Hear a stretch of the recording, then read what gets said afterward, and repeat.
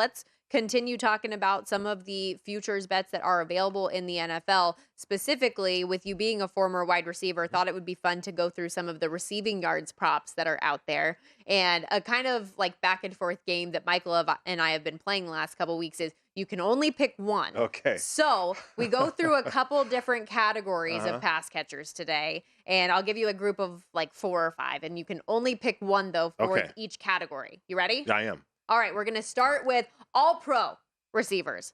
Davante Adams, his yardage prop set at 1,300.5. Tyreek Hill, 1,300.5. Justin Jefferson, 1,350.5. If you could only pick one of these all-pro wideouts to go over their prop, who are you picking? Well, I mean, if I can only pick one. You can only pick one. Then, I mean, it's Justin Jefferson. You go with the over on the highest number. I like it. Well, not only that, it's the offense, it's the philosophy, and it's the player. Even without O'Connell, you're looking at Jefferson putting up over 1,600 yards. And that was with a different offense or a different viewpoint. I mean, he's just getting better. He's just getting started in his brief career so far.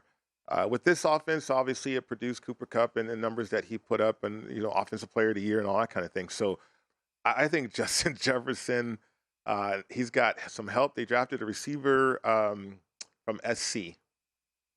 He was with Pitt. His name is escaping me right now. Jordan Addison. Yeah. Jordan Addison. So I don't know how much that's going to help him, but he's going to be featured. If I can only choose one, I'm going away from the quarterback uncertainty with Davante Adams and the Tyreek Hill uncertainty with slapping somebody on the neck. Then I'm going with the certainty of Justin Jefferson. So I think that's what I would have to pick too. I know a lot of people think that the Vikings could take a step back this year. They just won so many games, some of these score games. It seems like the luck factor was certainly on their side when it came to that standpoint. But Justin Jefferson is such a dynamic safety net player for you. He's gone over that 1,350.5 with ease each of his first 3 seasons in the league, coming off a career high year with over 1,800 yards. And then with Tyreek's number, you question the stability of Tua Tagovailoa and his availability and how much that number could be impacted by if Mike White had to play. So that's something that was top of my mind. And then you mentioned the quarterback uncertainty with Davante Adams as well, and Jimmy Garoppolo coming off of an injury, although he's gone over this number in 3 straight and 4 of the last 5 years. But again, your passers are Aaron Rodgers and Derek Carr, which is a little bit different than Jimmy Garoppolo. Right. And a setback or a fall off for Justin Jefferson is what?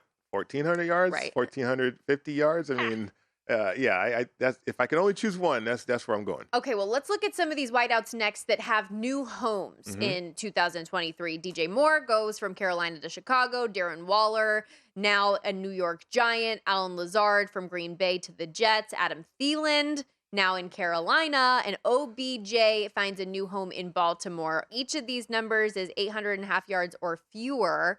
But one of these wide receivers, only one in their new homes, going to go over. Who are you picking? Oh, I mean, after Harbaugh said what he said, how can it not be Odell Beckham Jr.?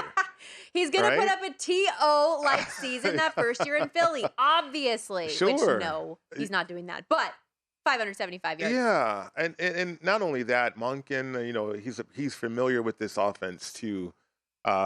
He's going to be on grass, no turf, and coming off an ACL. I've seen players, in particular wide receivers, get better after an ACL because of the work that you put in to rehab the muscles around it, the stability, the strength, and sometimes you become faster too. Odell Beckham Jr. is definitely an exciting player, and if he can last the entire year, he will go over 570.5 yards. By the way, T.O., that 2004 season, had 1,200 yards and 14 touchdowns. So if that's what OBJ could do, people would be very happy. I just don't foresee that happening. But over 575.5, certainly very reasonable. If I can only pick one. Yeah, I got pulled away from DJ Moore. Okay. I know he's gone over that number in 4 straight seasons now. Had over 1,100 each prior to last year where he had 888. But looking at the Bears numbers last year, and they didn't have a receiver go over 544 yards. That kind of steered me away from him. Darren Waller, I'm not particularly confident. It's been a couple years since he's had those back-to-back 1,100-plus yard seasons. Adam Thielen, he's just getting older in a new situation with a rookie quarterback. Why would I bet anything on Alan Lazard? So, Why is Odell's number so low, you think? I think that probably because of the injury in general. Like I said earlier when we were kind of discussing, he hasn't played more than 8 games since 2019. Right. And so the expectation you would imagine, I don't know. I think I am in total agreement with you that if I had to pick an over, that's the one that I would go. But I'm just not an OBJ fan by nature. Right. I'm not a believer. So maybe you can sell me on it to make myself a believer. He's an incredible player. He gets open. He when you think about him and the injury history, that is a concern. But he said something that was interesting. He was playing on that ACL that was already injured, and then we saw the buckle on him in the Super Bowl.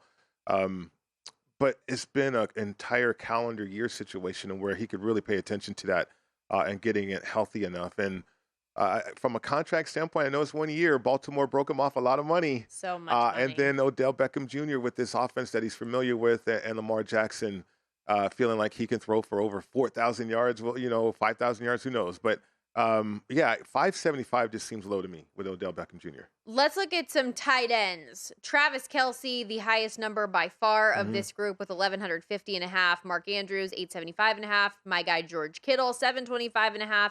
And Kyle Pitts, 700.5. You can only pick one tight end over. George Kittle's a sneaky one because you're going to rely on Purdy. I think Purdy found, or at least Kyle and helped Purdy find Kittle in this offense in a significant way. Travis Kelce, I just can't do that number, even though that's a safe one. I would think Andrews too.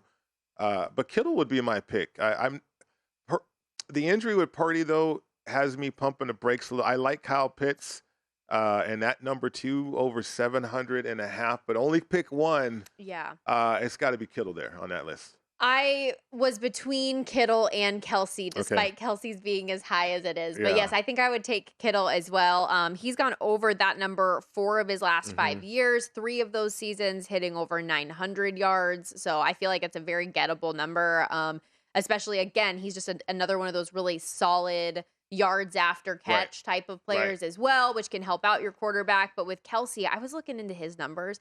It is incredible how much Patrick Mahomes gets this dude the ball. He had 1,338 yards last year on 110 catches, 152 targets, more than 50 more targets than Juju Smith-Schuster had, who is their second leading pass catcher for KC last year. He's actually only gone under that 1,150.5 yard mark once the last 4 seasons. And even despite that, he's on a run of 7 straight 1,000-yard seasons. So Kelce's a freak. He is a freak. And what you just talked about with Kittle is such a potent weapon to realize with Kelce too. Absolutely. Because they want the ball to come out of the quarterback's hands quicker. And Kelce, his ability to run after the catch, he's 3rd in the league last year with run after the catch from a receiving standpoint. So that's why his numbers are always phenomenal each and every year. Yeah, no question. Go to VSiN.com/subscribe to become a VSiN Pro subscriber today.